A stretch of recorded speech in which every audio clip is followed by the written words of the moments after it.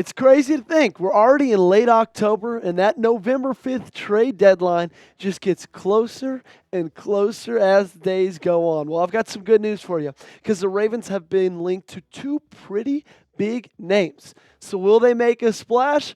I don't know, but I'm here to talk about it with you right here on Ravens Rundown. My name's Joey Petersen. I'm your host. Thanks so much for joining me. Before I get into any of the trade targets, though, I do have a request for you. Can you sign my petition, okay? It's going to be in the comment section down below. This is going to be the pinned comment. And if you want the Ravens to make a move, sign it for me just like you did in high school or in middle school or whenever it was. This is our petition. If you wanted to make a move, give me your initials down below. It's going to be, again, going to be the pinned comment, so you'll see it right at the top of that comment section. So just give me, well, if I was doing it, I'd give me a little JP down there. Alrighty, so now it's your turn. Okay, let's get into the trade targets today. Target number one, safety out of Arizona. It's Budda Baker. The guy with the coolest name, in my opinion, in the entire National Football League. Maybe Kool-Aid McKinstry's a little bit cooler than Budda Baker. But he has been listed as the trade target for the Baltimore Ravens. So let's talk about it. Before we talk about it, let's hear from what Matt Sidney had to say about the possibility of Baltimore landing Budda Baker. He said this: his presence alongside Kyle Hamilton could transform the Ravens' secondary, providing both physicality and improved communication. Baker brings the kind of attitude that aligns with Baltimore's play like a Raven mantra, a vocal leader and a proven competitor. He's the stable presence that could help the Ravens make a deep playoff push. The Ravens have just $4.1 million in cap space, which presents a challenge. But there are ways around that: restructured contracts, or perhaps getting Arizona to eat part of Baker's remaining salary for a better draft pick package. All right, let's talk more about Budda Baker. Let's let you know a little bit more about him. He signed a 4-year, $59.1 million contract with Arizona Cardinals in 2020. This year's base salary is $14.2 million. He's got a cap hit of $19.025 million, but he will be an unrestricted free agent at the end of this season. I think that plays in part of this as well, okay? You got to have the Ravens make a choice. Do they want to sign him now and pay him, or do they want to say, okay, let's think about it. Let's maybe just wait until he's an unrestricted free agent. With what he's been able to do in his career, this might be the time to go make a move, okay? So far in 2024, 67 tackles, 3 tackles for loss, and a pass breakup. Last year was a bit of a down year. He didn't play a ton of games, only 12, 87 tackles, 5 tackles for a loss. But then 2022, 2021, absolutely dominant. 111 tackles, 98 tackles. He had 7 pass breakups in each of those seasons and 5 combined interceptions in 2021 and 2022. And I think we can all agree this, okay? If we all had to pick one piece that we say is the missing piece for the Baltimore Ravens to make a Super Bowl run, I think every single one of us would say it's the safety position, okay? I think we're really happy with how Kyle Hamilton's playing. I don't think we're happy with how the other 2 guys are playing. I know I'm not. I guarantee you are as well, okay? And so Budda Baker, with the trade at the deadline or before the deadline, could be that missing piece that launches this Baltimore Ravens team to the Super Bowl. I think so, and I think you agree with me, okay? We're going to break it down a little bit more on how he compares to the current safeties that the Ravens have in this room. But before we do any of that, I got to give a shout-out to the sponsor of today's video, and that is Ollie. Ollie is clean, fresh nutrition for your dog. And right now, Ollie is offering a fantastic deal to let your pup taste test a personalized meal plan. So get 60% off your first box of meals when you use promo code CHATSPORTS at Ollie.com. And 5 flavors they'll absolutely love. You don't have to be a vet to know that feeding your dog real, whole foods with minimal processing is one of the best choices you can make for their health. A perfectly portioned, whole fresh food diet has been proven to extend your pup's life by 2.5 years. And who doesn't want more time with their best friend? With no harmful fillers and no preservatives, Ollie is made in U.S. kitchens with ingredients carefully sourced from trusted growers and producers around the world. All right, it's now time for me to tell you about my beautiful dog, the light of my life. Her name's Applesauce. She's our golden doodle puppy. And as a dog dad, I know it can be stressful if you move your dog's food over from one thing to the other. because I know golden doodles have stomach problems. But the great thing about Ollie is that when they send you your box full of food, they also send you a pamphlet. And in this pamphlet, it is perfectly outlined of how to transition your dog from their old food onto their new, healthier food, okay? It gives you a step-by-step, a day-by-day view of what it looks like, what percentage of the new food to add to the old food. And then the great thing is it's only going to take 7 days for your pup to be on Ollie and it to be settled with their stomach, and now they're eating just as healthy food as you are. And who doesn't want their dog to eat just as healthy as them? We want to live long. We want our dogs to live long as well. And that's why you should head over to ollie.com. Because right now, and tell them all about your dog. Use code CHATSPORTS and you'll get 60% off your first box of meals when you subscribe today. Head to ollie.com and enter code CHATSPORTS to get 60% off your first box.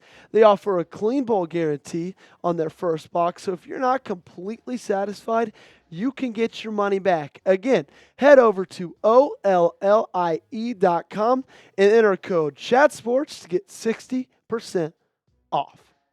Alrighty, let's look at the PFF grades for Mr. Budda Baker so far in this 2024 season. Now, I will say, I'm not a guy who lives and dies by the PFF grading system, but I also think it's good to see because everybody's graded on the same scale, right? So as much as you disagree with it, right, there can be disagreements for every single player. Well, let's look at the grades, okay? Overall grade of 69.3.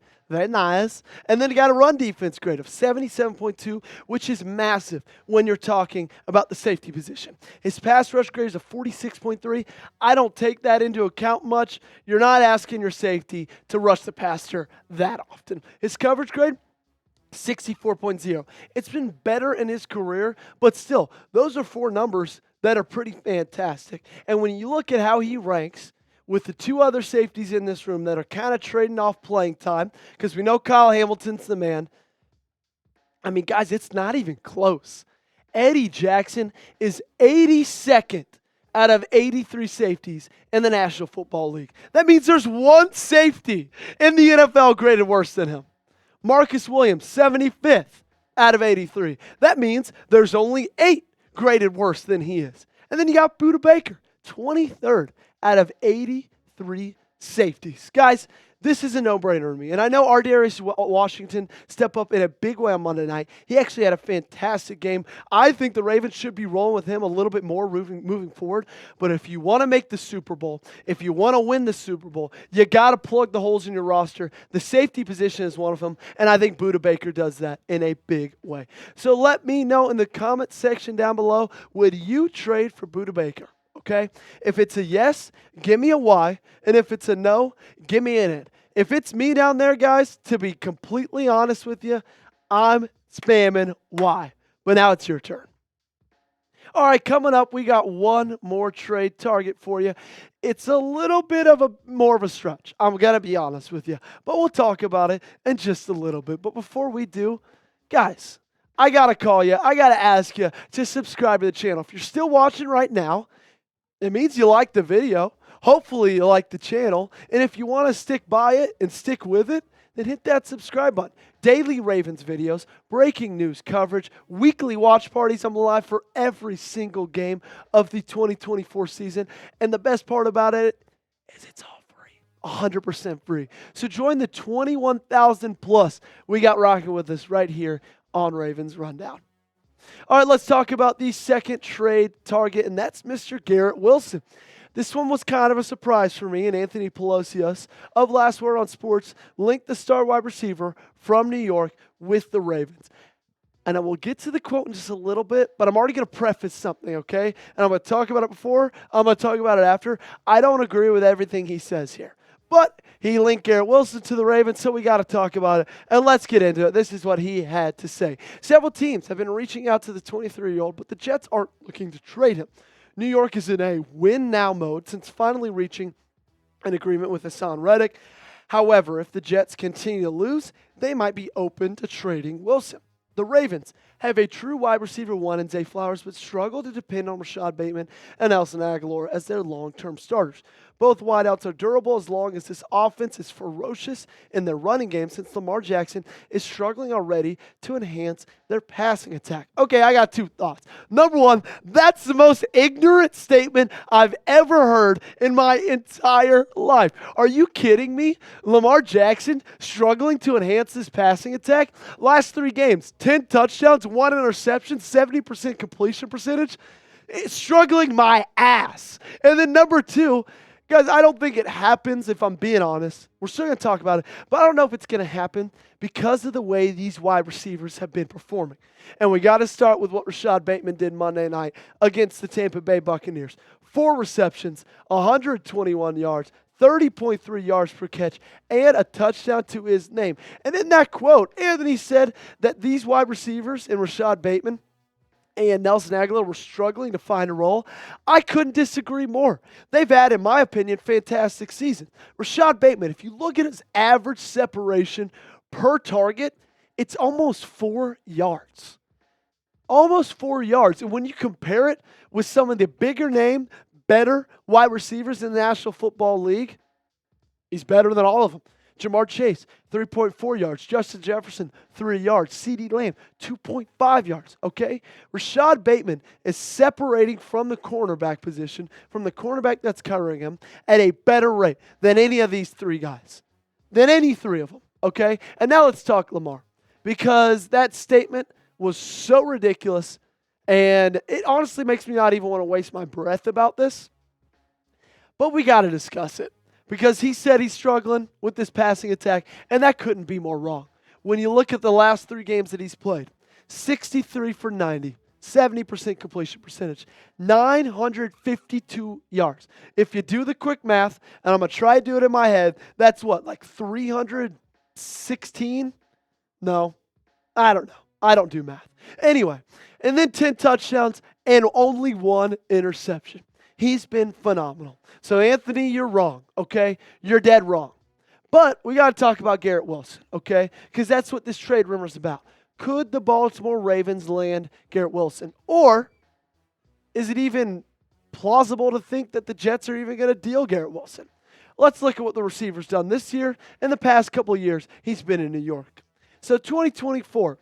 46 receptions, 460 yards, 10 yards a catch, and 3 touchdowns. He had a pretty great season.